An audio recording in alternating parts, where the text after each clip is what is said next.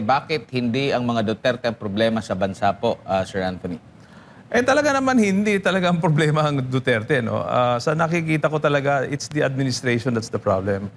I don't even want to say it's the president because I really don't know if he is the one that's giving the orders, no? But as I said, to me, maliwanag sa akin that there are people around him who are doing things to discredit the vice president, to ruin the vice president, to make sure that the vice president is not eligible to run in 2028.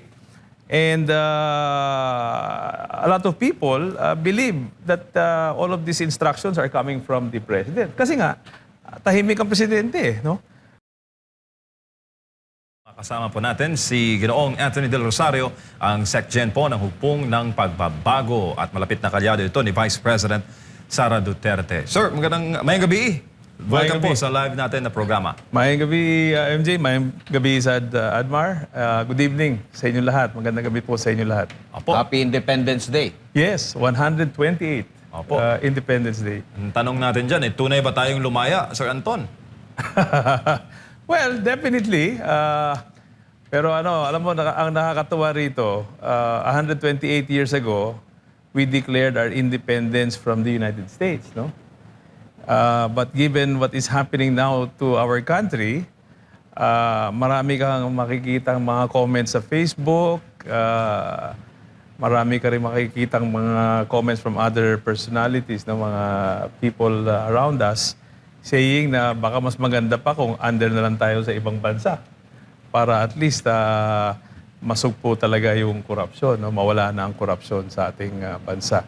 But of course, these are all jokes, no? But again, dito natin nakikita na napakalaki talaga ng impact nitong nangyari sa ating bansa in the last few years. Opo, galing po kayo sa Mindanao noong karang araw. Pakikwento naman po yung mga naging experience niyo with Vice President Sara Duterte para po sa mga nabiktima po ng lindol.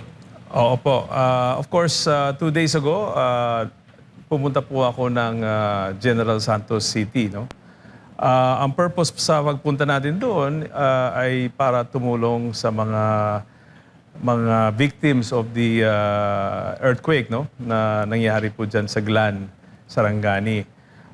At that time na dumating ako roon, wala pang road access, no, land access to Glan. That is why very isolated po sila, no? Talagang nangangailangan sila ng of course, kuryente, walang tubig, wala ring pumapasok na pagkain. And of course, a lot of the residents there, bumagsak ang kanilang mga bahay. So, yung evacuation situation doon, napakagrabe, no? So, pagdating namin doon sa Gensan, kasi we had to fly in actually from Davao City, no? Because wala pong, hindi po operational ang airport sa General Santos at that time. So we had to fly in to Davao City and then take a land trip to Gensan. But unfortunately, hindi po ako nakarating sa Glan, no? Kasi gaya na sinabi natin, wala pong road access at that time. But I heard as of yesterday, mukhang meron na, yung may tulay kasing papasok doon na nahulog po yung tulay during the earthquake. But I heard, I was informed yesterday that pwede na pong dumaan, ano? Pero motorcycles pa lang, hindi pa kotse, no? So, it's a difficult situation, no? Doon sa Glan. So, of course, si Vice President Sara went to Glan by chopper. And then after that, she went to General Santos. Doon po kami nakita.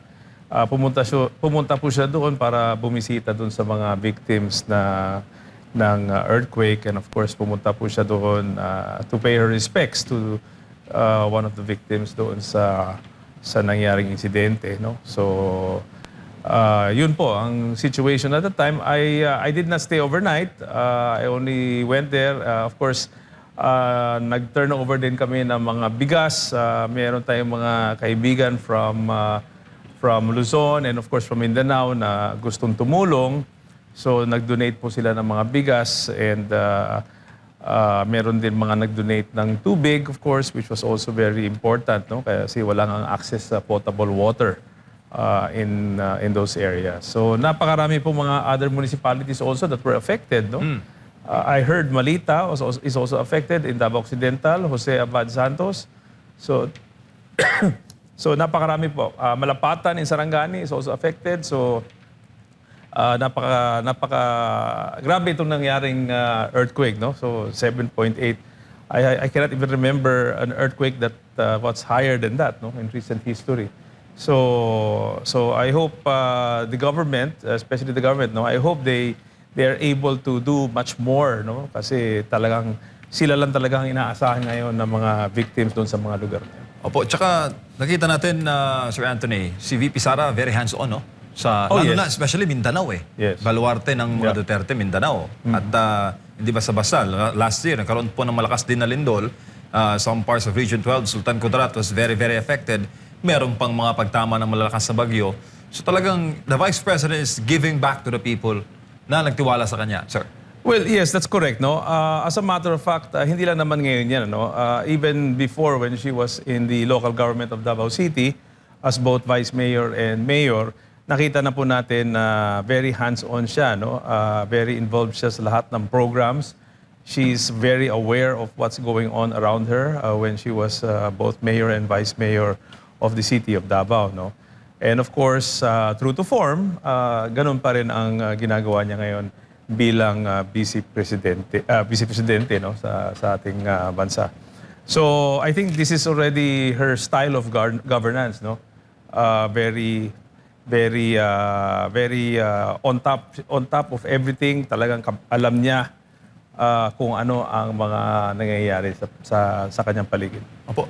Sa inyong experience, sir, bilang nakapaglingkod din po kayo sa local, naging governor din po kayo, gaano po kahalaga yung experience sa local government na mismong ikaw ang nagplano, nag-execute, at nagpatupad ng mga programa na pagdating mo on a national scale, hindi ka naman bibigla at alam mo ang pagtugon lalo na sa crisis situation?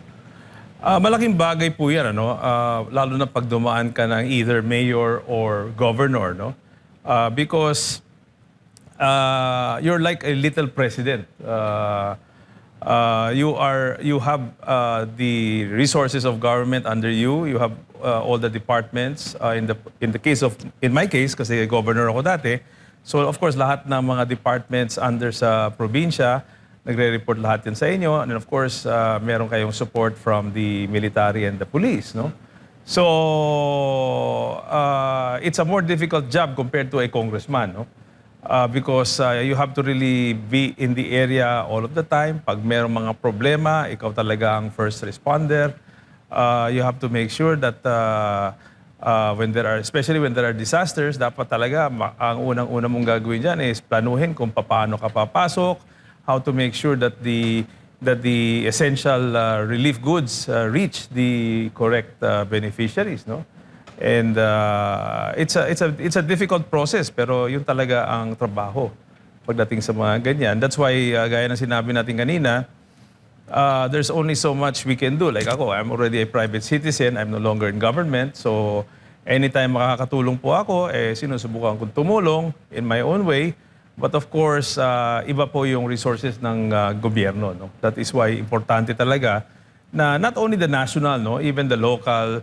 I've been reading also news articles or comments from Facebook's accounts from different LGUs that they're also preparing relief goods to be sent to the victims, no?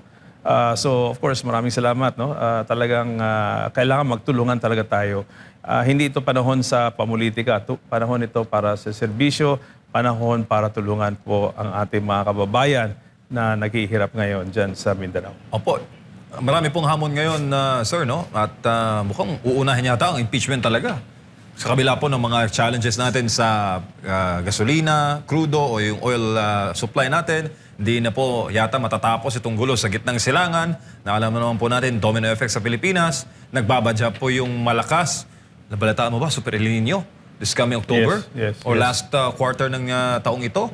May mga bagyo pang paparating. May mga biglaang lindol pa. Tapos impeachment. Anong tingin mo dun, sir? Ako, talagang napakaraming challenges, no, sa ating bansa. And of course, this will continue on. Gaya ng sinabi ninyo, ang bagyo hindi nawawala, ang disaster hindi nawawala. And of course, especially with the ongoing crisis in the Middle East, no? Sa gitnang silangan, talagang apektado tayo dito sa Pilipinas. Kahit na napakalayo natin sa Iran, apektado tayo, no? Nakita natin in recent reports that ang ating anong tawag nito, inflation has already reached 7%, no? A lot of experts are saying na baka maabot pa ng 10% yan by the end of this year, no? So I hope hindi po na mangyari yan. But again, these are things that we need to address immediately. Of course, ang ating employment, underemployment, malaking problema din yan. Ano? Nakikita natin na a lot of companies now are already reducing the number of hours for employees. No? So that's why a lot of people now, tumataas po ang underemployment rate natin. Ano? Dahil naghihirap din ang mga kumpanya ngayon. And of course, when you are a company, pag businessman ka, ikaw nagpapatakbo ng negosyo mo, pag mahina ang benta, ang una mong gagawin talaga, magbabawas ka ng tao, magbabawas ka ng oras, and that is why napakalaking problema ang hinaharap ng ating bansa. No? And if you were to ask me, I would have preferred that, as I said, itigil na muna ang politika. Masyado po maaga, no? I cannot remember a situation like this na as early as 2023, nag-uumpisa na ang discussion sa politika for 2028. No? So imagine, 5 years before election, namumulitika na tayo. Imbis na nagtutulungan tayo, imbis na sinusolusyonan natin ang problema ng ating bansa, ang naging nangyayari ngayon, namumulitika tayo and we're wasting all our resources on politics. No? And that is why I believe that might be one of the reasons bakit marami tayong problema ngayon. Opo. Well, in that case, bago lang po si Partner Admar, dapat rin ba natin, kasi siyempre, sinasabi nila accountability ang sinusulong sa impeachment. Kung wala daw impeachment hearing laban kay VP Sara, di daw ba natin gusto ng accountability?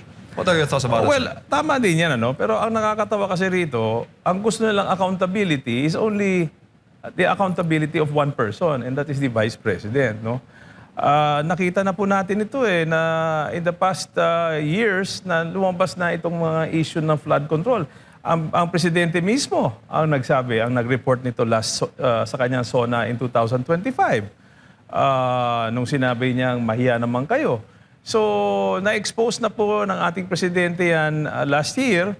So, dahil dyan, dapat siyempre ang taong bayan nag-i-expect din ng accountability sa nangyari pong flood control projects, ghost projects, no? And that is why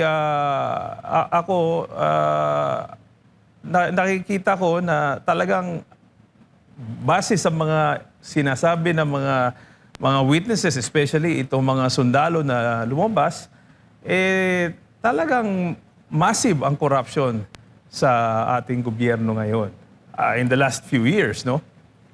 And until now, I have not seen any credible investigation to hold these people accountable. Itong mga sinasabi nating masterminds, no? And as a matter of fact, I find it strange that we keep talking about the fact that the Vice President should be accountable, pero pagdating po sa mga ibang mga opisyales, parang masyadong tahimik. No? Except for a few, of course, nakikita natin na nabanggit na nga si Senator Jinggoy and some other senators, and of course, nabanggit na rin na ang mastermind, si Zaldico, nabanggit na rin ang pangalan ni former Speaker Martin Romualdez. But again, it remains to be seen kung talagang merong mangyayari sa mga investigation na ginagawa nila ngayon. Sir Anthony, magandang gabi, may gabi. Ang sa huli pagkakaalam ko, si Inday Sara Duterte ay Vice President. Pero iniintriga siya at hinahanap siya after nung nagkaroon ng lindol sa Mindanao, hinahanap siya na para bang siya yung presidente na may makapangyarihan. Ano masasabi niyo po dito? Kasama na rin po, sir, yung mga laging naghahanap ng rason na kumukonekta agad sa mga Duterte. Duterte may kasalanan. Pag may mga issue dahil sa Duterte, ano pong masasabi niyo po dito sa mga intriga? Well, gaya ng sinabi natin kanina, talagang politika, no? This is all politics. And that is why napaka-unfortunate natin dahil, as I said, 5 years before the actual elections, nag-aaway-away ng ating mga leaders dahil sa upcoming elections nga sa 2028. And as a result, marami mga hindi na naaasikaso ng mga problema. Despite the fact na maraming yung mga tao dyan sa gobyerno, sa administrasyon, nagsasabi na talagang tinututukan nila. Ako, I believe that more can still be done, no? And I also believe that if this infighting in the government, especially when they started doing this itong Quadcom hearings because of the confidential funds. Ako sa tingin ko, kung hindi nagka-problema si Vice President Sara at saka si Speaker Martin, I don't think we will be having these problems right now. No? So talagang, ako naniniwala ako doon po nanggagaling yun. Ano? Again, it's because of the 2028 elections. Opo. Sir, noong nagkaroon po ang unity team, umaasa talaga yung taong bayan, lalo na pagbaba ni former President Rodrigo Duterte, mas mataas pa yung grado niya nung pagbaba niya kumpara doon sa pag-upo niya bilang presidente. So kumbaga, ito rin yung naging tema ng unity team na ipagpapatuloy, sabi pa nga, dadagdagan, yung build, gagawing build better more. Kaya sinuportahan itong tandem na ito. Ano na po kaya ang nangyari doon, sir? Lalo na maraming mga pangako, umaasa sila na may pagtutuloy. Lalo na po sa inyong lugar dyan po sa Mindanao, kabilang doon sa inaasam ng ating mga kababayan, ay yung Mindanao Railway. Pero parang nagiging huli na. Though, gumastos na tayo ng malaki din dito para sa pag-aaral po sa implementation ng project, sir. Of course, again, balik na naman tayo sa politics, no? When we campaigned in 2022, no, for both President BBM and Vice President Sara under the UNI team, I recall ang sinabi ni Vice President Sara is the reason she supported President BBM is because they were expecting continuity, no? Lahat po ng mga programa na naumpisahan ni Presidente Digong ay ipapatuloy ni President BBM. But unfortunately nga, hindi nga ganun nangyari. And again, as I said earlier, I think it is again because of politics, no? It is very clear that klarong-klaro that meron talaga mga tao within the circle of the president who do not like Sara to be the next president, no? For whatever the reasons are, no? Unfortunately, it seems to me na mukhang hindi nakokontrol ng ating presidente itong mga taong to, no? And I think that's where the problem is. Yan po ang source ng problema natin. There are people within the circle that are doing things to ruin the vice president, and the president is not doing anything about it. No? So tuloy ang taong bayan naniniwala na siguro utos ng presidente kasi wala namang ginagawa ang presidente to stop this politicking that's going on. No? So yun po ang nakikita ko dyan. Opo, at bilang kaalyado po ng mga Duterte, bakit hindi ang mga Duterte ang problema sa bansa po, Sir Anthony? Talaga naman hindi talaga ang problema ang Duterte, no? Sa nakikita ko talaga, it's the administration that's the problem. I don't even want to say it's the president because I really don't know if he is the one that's giving the orders, no? But as I said, to me, maliwanag sa akin that there are people around him who are doing things to discredit the Vice President, to ruin the Vice President, to make sure that the Vice President is not eligible to run in 2028. And a lot of people believe that all of these instructions are coming from the President. Kasi nga, tahimik ang Presidente, no? And sometimes may mga conflicts. Kagaya nung, remember that time recently, nung pinasukan ng NBI yung Senado. Yung sinasabi nilang under siege yung Senado. Sabi po ng bloke ni SP Cayetano. Hours before that happened, sinabi ng Presidente sa news that wala naman siyang instruction na papuntahin yung mga NBI doon. Sinabi niya, nakausap niya si Director Matibag. And yet, despite that, nandun yung mga NBI well, sinasabi nila sa GSIS. Pero isang building lang naman yung GSIS at saka Senate, no? So, again, there are conflicting statements, no, within the administration. Tuloy, ang tao, hindi na ngayon malalaman kung saan ba sila maniwala, no? And that is a big problem, no? Because if you're running a big bureaucracy like the Philippine government, importante talaga na ang instructions ng presidente very clear at yun ang sinusundan ng mga tao sa ilalim sa kanyang pwesto. No? Of course, we're talking about the secretaries, the bureaus, whatever. They all have to work together in unison under the direction of the president. And I think that's one of the problems that we have right now in our government. No? Opo, sir, dito po sa recent survey, sa kabila po ng talagang mainit na mga kritisismo, mga aligasyon na sisira sa pangalan po ng pangalawang Pangulo, nananatili pa rin pong mataas, siya po yung pinakamataas sa lahat po ng mga pinakamataas na mga opisyal ng gobyerno, nananatiling mataas ang pangalawang Pangulo kumpara sa mismong Pangulo na negative 15 kumpara sa positive 29 na net satisfaction rating. Sa tingin niyo po, saan ito nagmumula? Saan ba nahugot ito? At bakit mataas pa rin ang tiwala ng nakararaming mga Pilipino sa pangalawang Pangulo?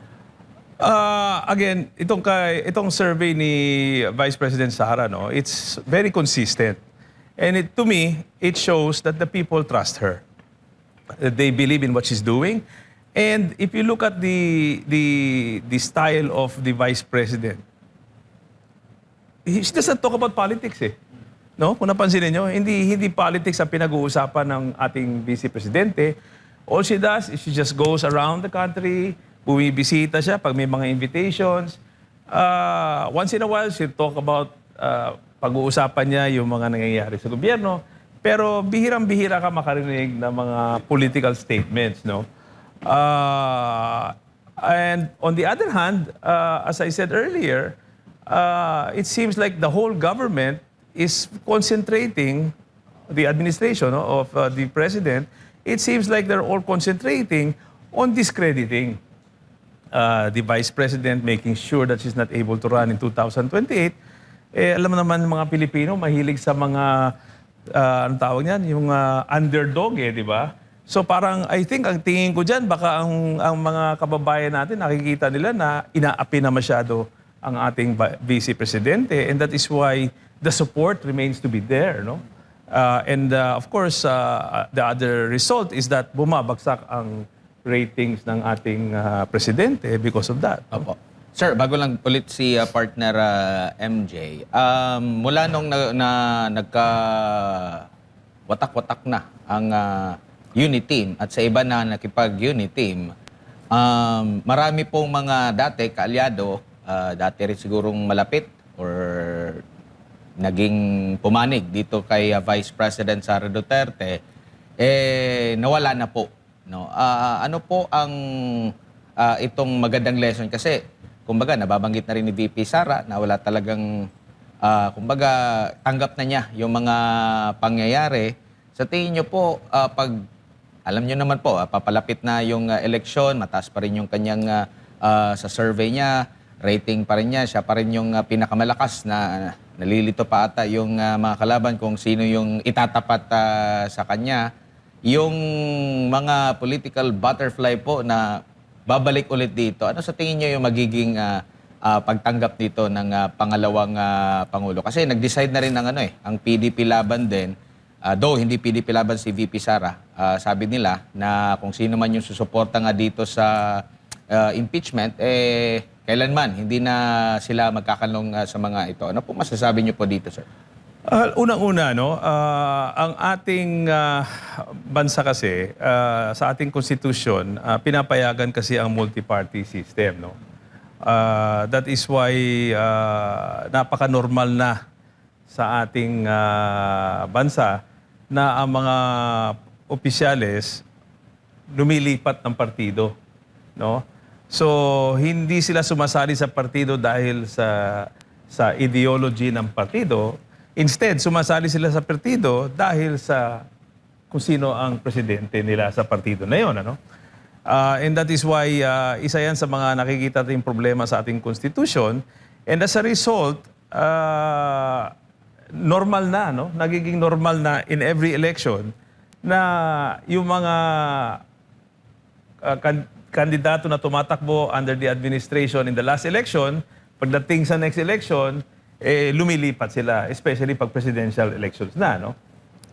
And I guess we will see that again in 2028, no? I understand because galing din ako sa Kongreso, no? When you are a congressman kasi, lahat po ng mga projects, programs na dinadala ninyo sa distrito, galing po sa pondo ng national yon. Hindi kamukha ng mayor at saka governor, you have your own funds from the LGU and yun po ang ginagamit sa mga programa ninyo sa inyong mga probinsya, sa inyong mga syudad and munisipyo. No? Pero ang congressman kasi, nagdidepende po yan sa programs, sa pondo ng national government.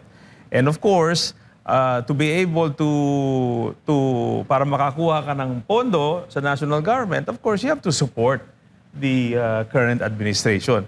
So, alam po natin yan, ano? And I think that's probably why a lot of congressmen from Mindanao, even in Davao region for that matter, no? Maraming sumuporta sa impeachment, no? And again, we will have to wait and see kung anong gagawin po nila sa 2028. I heard that report, no, Admar, na PDP has mentioned that yung mga pumirma or yung mga nag-yes sa impeachment ni Vice President Sara, hindi na pwedeng lumipat sa PDP. Well, that's their decision, ano? And but that will not stop a person from supporting, 'di ba? Because a congressman can support Vice President Sara in 2028 without having to go to PDP. Kasi meron pang mga ibang partido diyan, di ba? So, I guess that's going to be very interesting, no? Kung ano po mangyayari sa 2028. But definitely, alam ko na mangyayari dito because as I said, I'm a former politician. Kung saan malakas ang kandidato, doon talaga sumasama ang mga tumatakbo sa Congress at saka sa governor. Kailan kaya yan mararamdaman natin, sir, by ano na yan? After the approval of the 2028 budget. Oh. Ay, ganon. Tingin ko because siyempre ang mga congressman, they will not jump early kasi sayang naman yung budget sa 2028. Remember, pag tumatakbo ka ng congressman for example or governor or mayor sa 2028, tapos wala kang projects madalas sa lugar mo during the year of the campaign, may problema ka, no? So they have to make sure na while they're campaigning, meron silang maituturo na projects na ito galing sa government to, through the initiative of Congressman Juan de la Cruz. Ito ang dinala ko dito. Pero kung maaga kang lumipat, baka mabokya ka at wala kang madalang proyekto sa lugar mo. So ako, ang tingin ko dito, this movement will start moving itong mga kandidato na mag-move from the administration to the candidacy of Sara Duterte. I think this will happen after the 2028 budget hearings. Anong fearless forecast mo, sir, sa impeachment? Makukuha ba nila sa Senado? Ako, again, no, marami na po mga lumalabas na rin sa mga social media kung ilan ba talaga ang kailangan para makonvict ang ating Vice Presidente. And based on the Constitution, for me, it is very clear, it is 16 votes. 2/3 of all the members of the Senate. And there are 24 and not 22 senators right now. So based on the 24, 2/3 of that is 16. And so I do not believe that there are 16 senators who will convict Sara Duterte. Opo, kung ma-approve yung impeachment, granting, for the sake of conversation, anong mangyayari sa Pilipinas? Tatahimik ba o gugulo lalo? Wow. Actually, ito nakikita ko no. And I hope it really doesn't happen, no? Kasi kawawa na naman ang bansa natin. Pero nakikita kong problema in the near future, itong problema sa Senado kung sino ang Senate President, no? For as long as there is no 13 in the block of Senator Gatchalian, wala silang mahalal na Senate President, no? So in the meantime, in my opinion, based on what I have seen, based on the 1987 Constitution, binasa po natin yan, yung mga important provisions for this particular topic, nakita na rin natin, nabasa na rin natin yung Senate rules, no? To me, I believe that the Senate President is still Alan Peter Cayetano. As a matter of fact, sa akin, questionable nga yung ginawa nilang pag-declare ng vacancy yung Senate President Pro Tempore, Secretary General, and the Sergeant at Arms. No? Kasi po, yun yung 4 na officers ng Senado and maliwanag po nakalagay sa Constitution at saka sa Senate rules that you need 2/3 or 13. Sorry, not 2/3. Sorry, you need a majority of all the senators, no, which is 13, to be able to replace these people. No? So, yung kanilang pag-declare as vacant, these 4 positions, sa kanilang pag-boto ng bagong Senate President Pro Tempore, bagong Secretary General at bagong Sergeant at Arms, I think that is not constitutional. I think that is illegal. No? So, again, that's where nakikita ko magiging problema. No? Kasi again, the question is, right now, nakikita natin sa Blue Ribbon Committee, sino ba talaga ang masusunod, no? Ang grupo ni Pia Cayetano or ang grupo ni Erwin Tulfo? Baka ganun din mangyari sa impeachment, no? Sino ba ang legal na impeachment court? The one headed by Alan Peter Cayetano or the one headed by acting SP Sherwin Gatchalian? So I hope this will be resolved soon enough, no? Kasi pag hindi, baka magkaroon tayo ng crisis na naman rito, no? So again, I hope things will be settled pretty soon. But again, at sa nakikita ko mukhang may stalemate talaga at this point, no? Last question, sir, my part. Marami kasi nagsasabi na under the Sara Duterte presidency, baka lalo raw mas maging watak-watak ang Pilipinas. Baka daw habulin. Alam mo yun? Habulin yung? O balos ba mo? Okay. Makare-rest back daw si VP sa lahat ng kanyang mga political opponents. Having been known the Vice President as her friend and ally, anong tingin mo? Talaga bang ganon? Mas magiging watak-watak ang Pilipinas? No. Again, yung mga nagsasabi po niyan, sinasabi lang po nila yan para po to discredit the Vice President. Again, that's politics, no? Yung mga so-called political analysts dyan na nagsasalita sa mga TV, sa mga radyo, these are people who have other ulterior motives, no? Siyempre, may mga iba dyan nagsasalita, may mga sinasabi tungkol kay Vice President kasi po ang kanilang gustong makitang makaupo as bilang presidente is either Leni Robredo or Risa Hontiveros. That's all politics, no? But having worked with the Vice President previously when she was mayor, I can tell you that she is level-headed, no? I do not think she will, ano ba yung balos sa Tagalog? Gaganti. Gaganti, oh. At hindi ko sa tingin ko hindi siya gaganti. But definitely she will hold everybody accountable, no? Kasi hindi na natin maiwasan ito eh. Napakalaking issue talaga itong corruption nangyayari ngayon under the present administration, and we cannot also forget it because the people really want accountability. Gusto po ng mga kababayan natin na meron magiging resulta dito sa mga investigasyon. Gusto nilang makita na may mga makukulong. Ako, ang tingin ng taong bayan sa present administration, I think naniniwala sila walang mangyayari. No?